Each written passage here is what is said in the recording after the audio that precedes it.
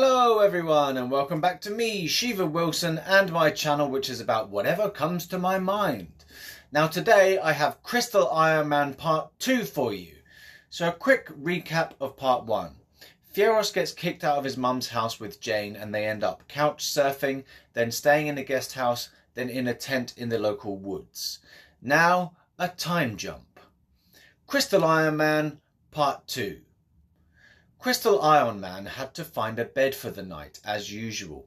He believed in the universe and that something would come up if he just kept walking. Mattresses and duvets were often dumped around town. Something would come up if he just kept looking.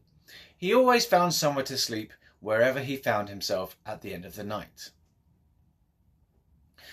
Crystal Iron Man struggled with the stick, crystal and glue. All he was trying to do was create a stick with a crystal on, a wizard's staff, so why was it so hard? The crystal kept slipping out of the string and he wasn't sure the glue was adhering to the crystal. He struggled frustratedly and the crystal popped off and rolled away. Damn! Now he had to search for the crystal in the woodland undergrowth. After half an hour of rummaging around in dead leaves and twigs, he finally found it. Now back to the struggle with the stick. Crystal Iron Man decided he needed to do it quickly, all in one go, so he did. He bound up the crystal with the string quickly, then squeezed the glue down the sides and into the tiny cracks. The glue solidified quickly and stuck the crystal to the string quite firmly this time. So it was done! Success! Crystal Iron Man finally had his stick with a crystal on, a wizard's staff with real crystal powers. Then a gigantic troll emerged from the woods, and during the ensuing fight, the troll broke the stick. Nuts, thought Crystal Iron Man. Back to square one. Crystal Iron Man went walking out on the public paths by the main road, brandishing his newly made stick with a crystal on. Soon the police showed up asking him if it was a weapon. "It's a wizard's staff," he said, and the police were satisfied and drove on. On another occasion, once he'd created his staff, he went outside and started twirling it. He was briefly arrested, but the police found no hint of crime on him, so they let him go. Crystal Iron Man had been arrested many times and had stayed overnight in jail cells more times than he could remember nor count, and none of it had ever come to anything. The police were just tetchy to the unusual, he thought. Crystal Iron Man was wearing his crystal suit with its 7 crystals overlaid on the 7 major chakra points. He had his faithful stick with a crystal on, and he had his magic weed. He also had his magical ionic deity statues. He had to ionize the statues. The only way to do this was to take them out in the open air, smoke some weed to generate magical energies, and to let the deity statues charge up from physical contact and contact with the outer air ions. Then, once the statues were charged with ions, a mental, emotional, intuitive communication link could be established with the deity.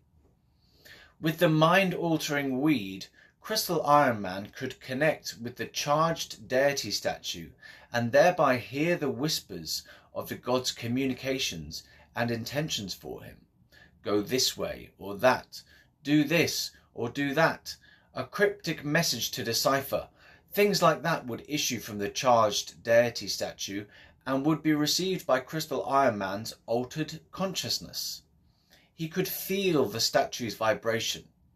He would call the statues jittery, and they would give him an excitable energy that would send him walking on a jolly adventurous jaunt for miles across town, or even from town to town. He would talk to the deities out loud, and they would listen, but they would also talk back. It was integral to his spiritual practice, talking to the deities. Crystal Iron Man was in jail. They had finally caught him. Krishna had told him that prison was next. Crystal Iron Man had said no, and that there must be another way, but Krishna had assured him that prison was the only way to keep him safe. Crystal Iron Man had been following Krishna's example by attempting to punch a demon in the head until it died, when he had been caught by the authorities for practicing violent magic in public. It had turned out that the demon was not a demon at all. In fact, the demon that Crystal Iron Man had seen crouching over an injured man and feasting on his insides had actually been a policewoman administering first aid on the man. Crystal Iron Man had quite obviously been deluded by his psychosis again. Most of the time, his psychosis brought a sense of meaning, adventure, story, and spiritual connection to the deities. But sometimes it spilled over into the non-magic realm and caused a fuss with the authorities. This was one of those times. After flying in and kicking the policewoman in the head, sending her helmet flying, Crystal Iron Man punched her in the head.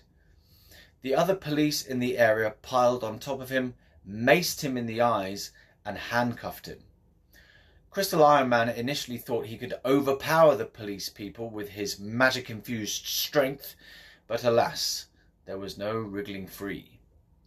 Futkim, short for Fieros the Crystal Iron Man, struggled a few times, each with less success, and the police officer on top of him squished him ever harder into the cold, tiled ground with each of his squirms. Eventually, Crystal Iron Man felt that he might be dying. He felt like he was being crushed to death.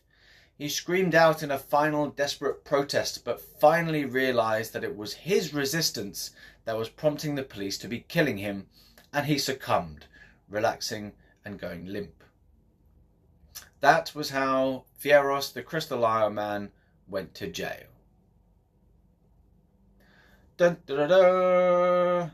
And that's the end of part 2. So look forward to part 3 coming soon of Crystal Iron Man, the spiritual adventures of a psychotic homeless person.